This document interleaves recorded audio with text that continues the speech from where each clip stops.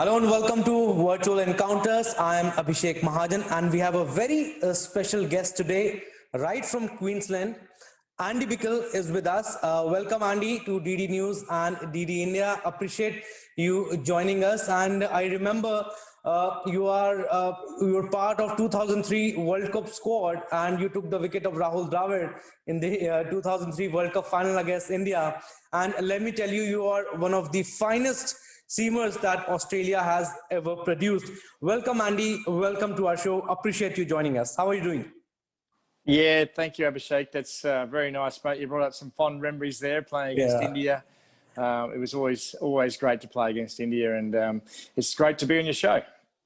Yeah, Andy, how have you been doing? I mean, the world is dealing with tough situation, tough times, but sports persons are mentally very, very tough, very, very strong, and they can deal with the tough situations better than all of us. How are you dealing with these tough times? Well, you know, cricketers, mate, we go on tour for months and months on end, and spend a lot of time by ourselves. So we've sort of been built for COVID in a way. Many times overseas, traveling into England or India or South Africa or West Indies, you name it. We would go away for periods for 3 months, 4 months. I was even in England a couple of times for 6 months at a time. So, you know, it's actually quite normal for us, I suppose. You know, in Queensland here, we've had obviously quite a few cases of COVID, but nowhere near as many as India. So for us, cricket's been quite normal. We've got on and trained fairly hard. We've started the start of the summer, and we've got our first win against Tasmania, and there's a couple of other Shield games going on at the moment. So we're getting all revved up for the Indian boys to come out this summer. Like you said, I mean, thank God cricket is back and players are getting into the ground. And I mean, playing without crowd, I know it's a little difficult for the players also. But thank God cricket is back, and credit to England. They called West Indies first, and then Australia and England played a series. But good that cricket is back. Yeah, it is so positive for everyone, I think, to actually sit back and enjoy watching live cricket. I'm sure there's a lot of people where you know, I know myself, I was watching those games, England versus West Indies, where normally I probably wouldn't watch, and because it was live sport, I was sitting there watching it. So, you know, there's some fabulous players in both sides, but yeah, it was bizarre watching it without crowds, you know. And as we speak, the IPL's going on, and you know, it is a fascinating for me. The fan base of IPL has been amazing, and I've witnessed it. The sea of blue in Mumbai, you know, the sea of red in Bangalore, the sea of yellow in Chennai, my favourite Chennai Super Kings. But to now not be able to see that without the crowds, it is a different game. And yeah, sure, the players are putting on a great spectacle, and there's been some great games throughout the IPL. But really, the T20 game was built for the fans, and let's just hope that we can get it back going again, and the fans can come back through the gates to watch their teams. You have played cricket professionally for 15 years, if I'm not wrong, maybe more, 7-8 years of international cricket. You have been a coach too. You were associated with Chennai Super Kings also. But how have been your journey? Explain it to us as a cricketer and then as a coach. I think as a cricketer, it was quite an amazing journey. I think I set the bar quite high as a young guy to go out and play for Australia. I probably was dreaming a little bit, I think, when I first set those bars, but I was able to do it. I've travelled all over the world. I played in a very successful team, obviously with the Wars and the Pontings and the Haydens, the Gilchrist, and the McGraths and Gillespies, the Lees. So I was lucky to play in a fantastic era. We set some great records around the world. We changed the face of cricket.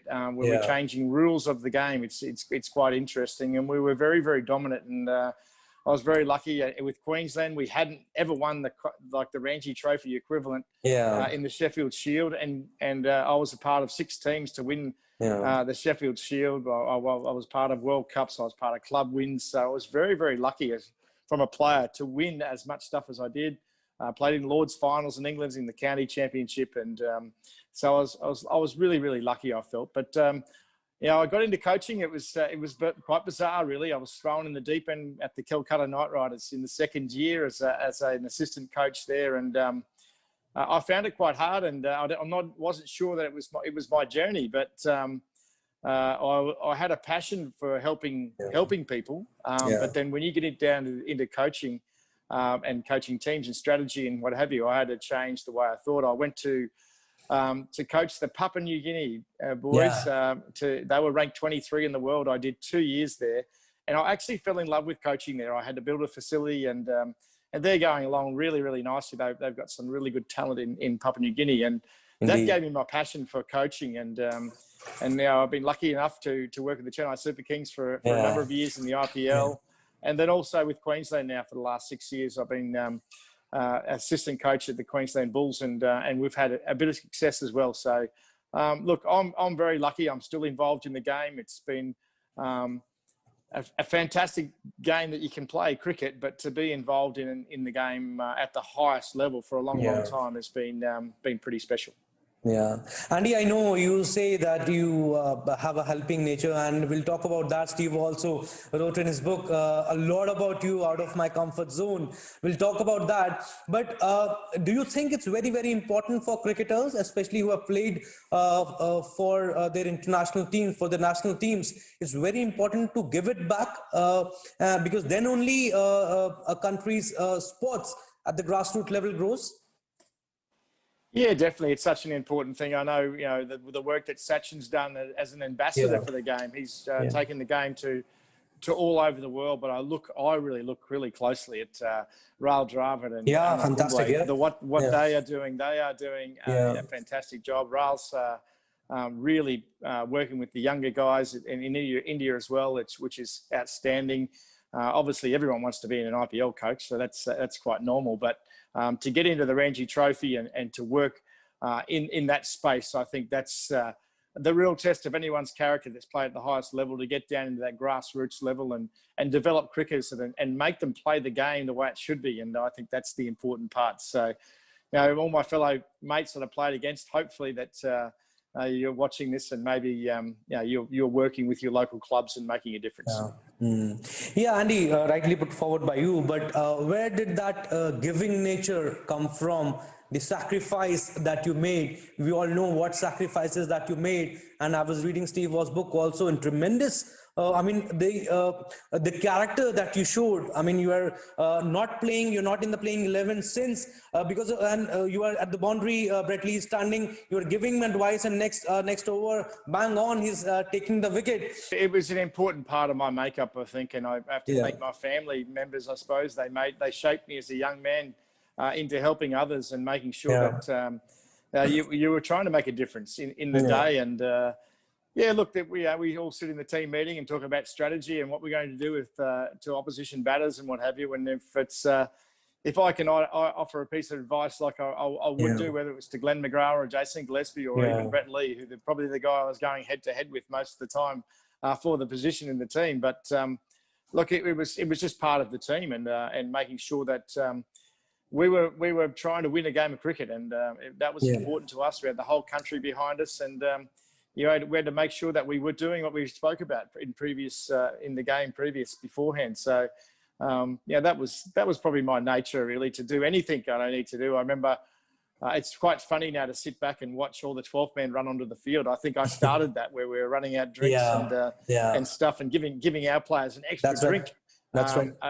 And we changed the look of that. Yes, some of those early umpires, Steve Buckner and what have you, would give me the evil eye and say, "What are you doing running on the field? We're drinks in an hour's time." So it was always a little test of the game. But I look back now and I think I paved a way for drinks to be on a more regular basis, especially when they lose a wicket.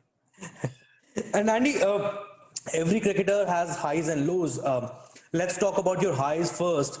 And that has to come from the man himself. Talk about your highs in your playing career. Well, I think it's the 9 first-class centuries that I've scored. I think if you're at a quiz night, there's not too many people can pick that one. So I always enjoyed scoring runs, but obviously I was in the team to take wickets. And, the 2003 World Cup, the whole campaign, I know I got some wickets in one of the games, but that whole campaign was outstanding. We won every game in a World Cup. We're undefeated, and that was very, very special. I had a tournament where I did very, very well with the bat and the ball. So that was definitely a highlight for me. I think one of the things also that I enjoyed was batting 7 for Australia, something that they never really did. They played 4 quicks and 2 spinners in one of the games, and I was batting at 7. So that was to change the whole psyche of the last 15 years of Australian cricket, that you would do that, and that was in the West Indies. So that was pretty special to be able to do that. But look, many highs over a long career, you might say. But every time one of those international wickets I've got, I cherish those. So whether it was on the Test field or whether it was internationally, they were all very special. Yeah, Andy, 2003 World Cup, you mentioned that 7-wicket haul against England, and partnership with Michael Bevan. Australia were, I think, 80 odd for 7. You did fantastically well. Best days, you can say, of your life, of your career? Well, I think I was the fittest I'd been. I think I was at the right age, and I think I was just screaming out for an opportunity, and that opportunity came. And we all talk about it. I know Matthew Hayden wasn't really impressed with batting it on that surface. It was a slow, low wicket. Some of the bowlers were saying it was pretty hard to get wickets, but I look back now, and I was flying, and all I needed was an opportunity, and there was Jason Gillespie got injured, and I was drafted into the team, and away I went. So sometimes the Australian team was a very hard team to get into, and I think that's why I held that record at 19 times. Yeah. And Andy, like you mentioned earlier, also you have a record of being a 12th man for 19 tests, and you played 19 tests for Australia. And I was reading it somewhere that instead of carrying drinks, if you had spent that time playing for Australia or maybe Queensland, you would have had more matches under your name. Correct me if I'm wrong anywhere. You think that those 19 tests you would have played either for Queensland or Australia, it would have been better? Oh, definitely. I think there was an opportunity, I think, in South Africa where Ali Barker was looking at the conditions that we were going to play on. We ended up playing on a green wicket, and I would have loved to play in that test match. So there wasn't too many very helping wickets when I did play. I played a lot of games in Adelaide in 40-odd degrees, and as we know, they can get the same in India there, and a lot of hard work. But look, there was some times I thought I was playing, and it didn't turn out. But look, I enjoyed the 19 games that 19 test matches that I did play, and it's funny, you look back now over a long period, and I remember talking to a guy in England. He said, "So you only played 19 games in 15 seasons? So you didn't play very much, But the first class cricket was going on, and obviously one-day cricket. So I was, like I said, very, very lucky to play. I play a lot of county cricket as well, which was a pretty special time in my life as well. Yeah, 3-4 county teams, if I'm not wrong. But Andy, you were a super bowler, and I mean, I was a great fan of you. 140 Ks consistently hitting, and you mentioned that you were fittest during the 2003 World Cup also. But do you think Brett Lee had that extra advantage? I mean, you played alongside Glenn McGrath, Jason Gillespie. You think Brett Lee, because of that 10 Ks extra, he was preferred more as a third pacer? Yeah, look, he came towards the back end of my career, I suppose, and stamped me out. I think there was a period around 99. Brett Lee is I think his first game was against India in 1999, but he was injured through a period there where I think it was Paul Rifle who caused me the most trouble early in my career, and then I got a few injuries, and then he ended up coming back in and reinvented himself as a batsman. He was scoring some fantastic runs for Australia in the lower middle order, and it sort of provided that all rounder in the team for them. So he sort of kicked on a little bit longer than I wanted him to, but it held me out, especially in those early days. Through the 2000s, 2002, 2003, where, I was sort of going really well playing for Queensland, and just couldn't get many opportunities. And only 2003, it came in one-day cricket for Australia. So there's a few years there where I was going really, really well, and I was held out just by Australia. Just kept on winning. It was a hard team to get into because we were winning so many matches, and we did have that policy as well in Australia where you don't change a winning team. So that was also quite frustrating. Like India has now. Yes, that's right. Ravi Shastri's adopted that policy. But you were talking about Paul Rifle. Why don't you give him competition now? He's standing in IPL as an umpire. Just kidding. But Andy, any regrets you have? I mean, you think it was maybe a little unfair with you not selecting you despite doing so well in domestic cricket also, better than other bowlers. And in 2000 you did well, but Gillespie came in, and then again in 2001 you were not given a central contract. A little unfair with you? Oh, definitely. You know, I mean, I think you know, we weren't driven by the game as much as I think the players are today with the amount of money that was in the game. It was starting to come into the game, and yeah, I think, you know, we were starting to, you know, sit down and you know, I had a young family and trying to buy homes and what have you.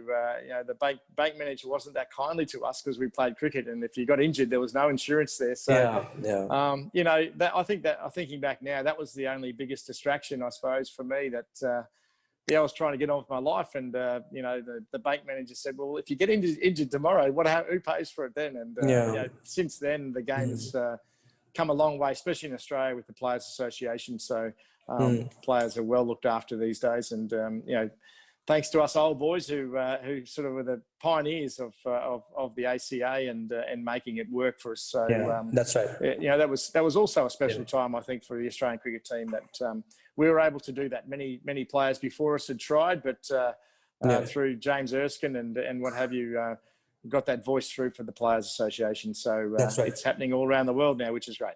Yeah. But Andy, you played 19 tests and took 58 wickets, 67 ODIs and 78 wickets. Are you satisfied with your performance in international cricket, or you think you could have done better? Yeah, well, I think I would have, you know, obviously I felt I was the lead singer of the band, and when you're the lead singer of the band, you feel like you should be bowling with a new ball. And I think when I played for Australia, I bowled first change most of the times. There was once or twice I think I got the new ball, but you felt that you're under. I put myself under so much pressure actually when I did take the new ball. It might have been one against Zimbabwe where I did well, and then another in a one-day game at the SCG. So there wasn't too many times where I got the new ball for Australia, but that's really what I wanted to do. I always wanted to take the new ball. It gives you that bit extra zip off the wicket.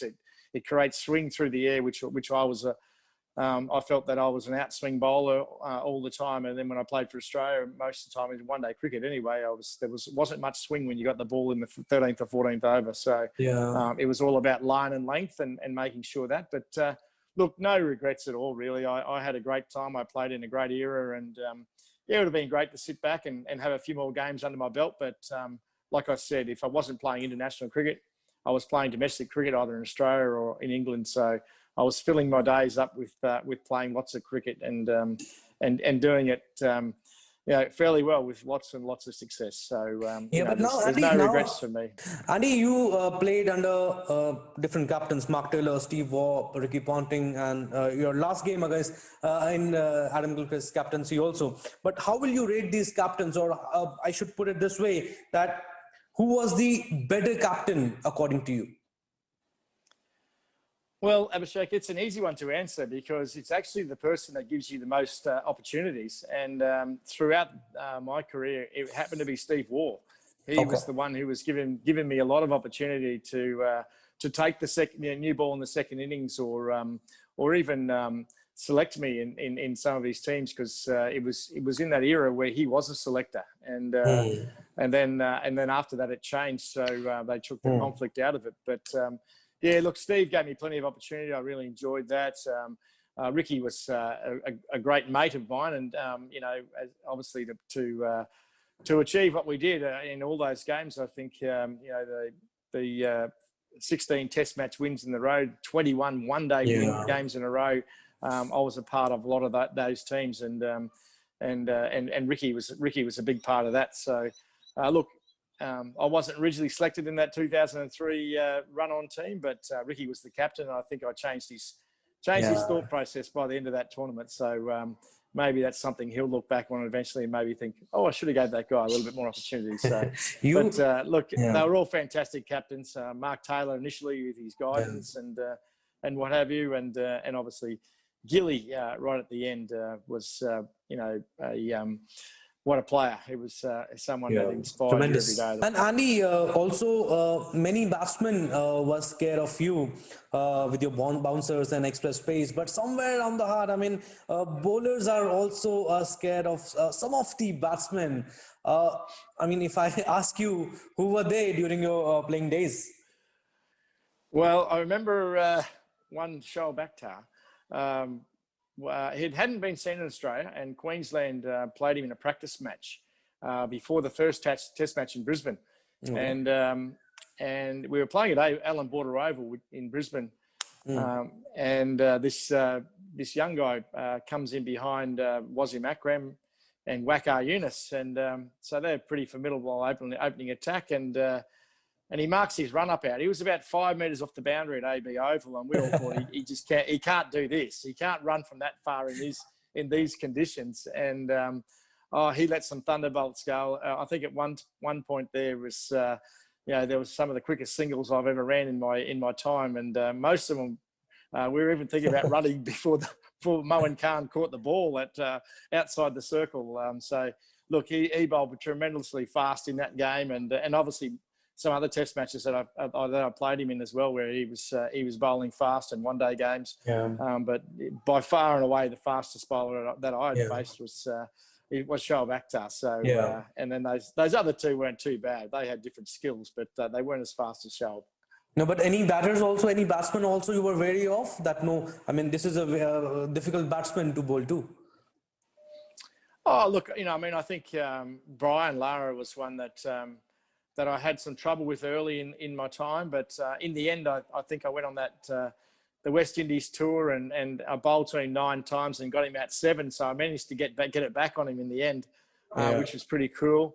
Look, Sachin was always a tough assignment, especially in India in hot conditions. And I think I got some advice that, just make sure that you don't walk around the hotel saying Sachin, because that's what the crowd was doing, and you were getting brainwashed when you were down at fine leg, Sachin with the support that he had. And look, he was definitely he was one of the best batsmen in the world, so that's the person you want to get out. But at times, whether it's Adelaide Oval or the SCG or in Calcutta, the conditions were very favourable for the batsmen, and it made it hard work for us. So those two were probably highlights, and thank God I didn't have to play against Ricky Ponting and Matthew Hayden. I was playing with them, but I did manage a few Shield games and a few club games against Matthew Hayden where I was tested. But both Brian and Sachin were absolute class batsmen, and they always tested you at every time you went to the middle. So, and also Andy, Australian team dominated international cricket for almost a decade, more than that. 3 consecutive World Cups, record of winning Test matches, Champions Trophy, and whatnot. What do you think was the biggest reason that Australian team dominated for such a long time, for so long? I think there was some pretty good mateship within the team, which was pretty cool. You can. It's hard. It's a very hard one to measure mateship and friendship and playing for each other. How do you measure it? It's very, very, very hard.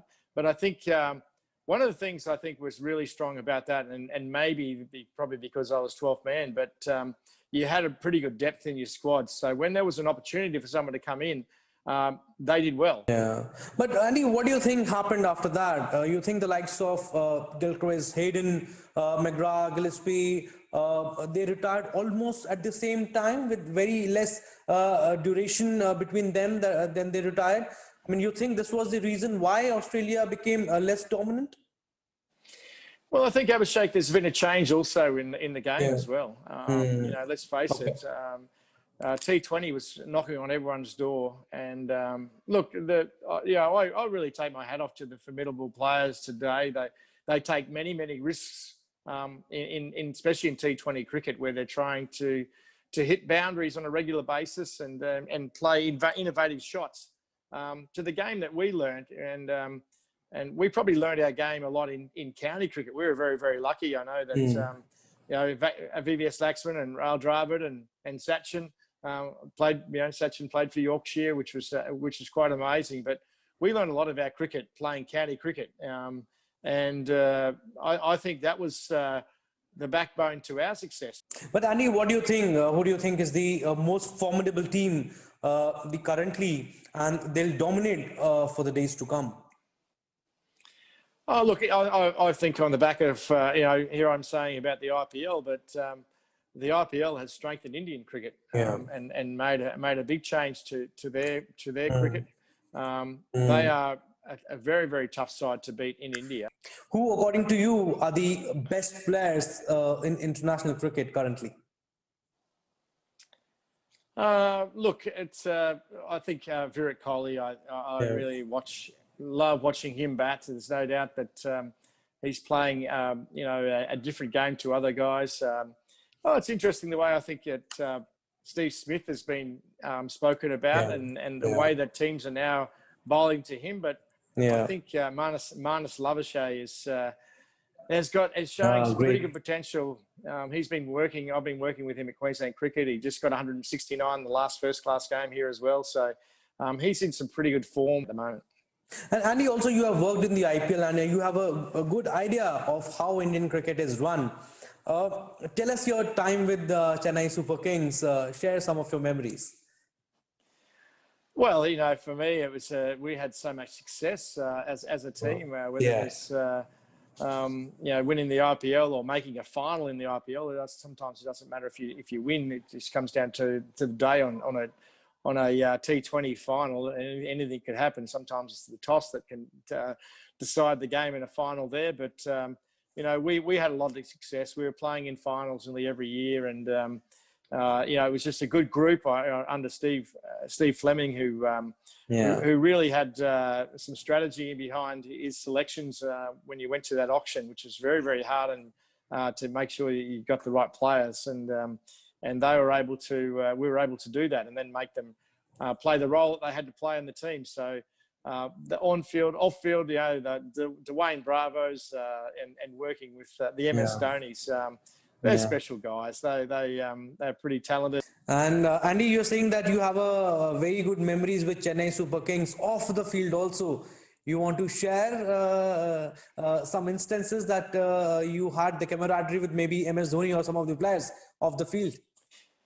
Oh, well, we got to go to MS's house a few times, and when we were in Ranchi, we were staged up there, and got to watch the movies at MS's place. It was quite pretty cool, and his family put on a great meal as always, as any Indian family can do. So that was pretty special to be able to go there, and then obviously Dwayne with his. I sit back now and look at it, but at the time when he first started dancing and singing, we were sort of probably a little bit laughing behind his back, but he's proved us all wrong. He is an absolute superstar. He's got so many followers, and he's such a talent. So, those early days of Dwayne, cutting the rug, as you might say, on the dance floor, and he was a pretty good mover. So, we were able to sit back and enjoy DJ Bravo do his thing. Yeah, when we talk to these cricketers, I mean, especially MS Dhoni, I mean, he's very serious on the field, but he has, it seems that he has switch on and switch off mode. When he's off the field, you can't talk to him about cricket. That's what I know. But last question, Andy, what do you want to tell or advise youngsters who want to play cricket professionally? What do you want to tell them? No shortcuts?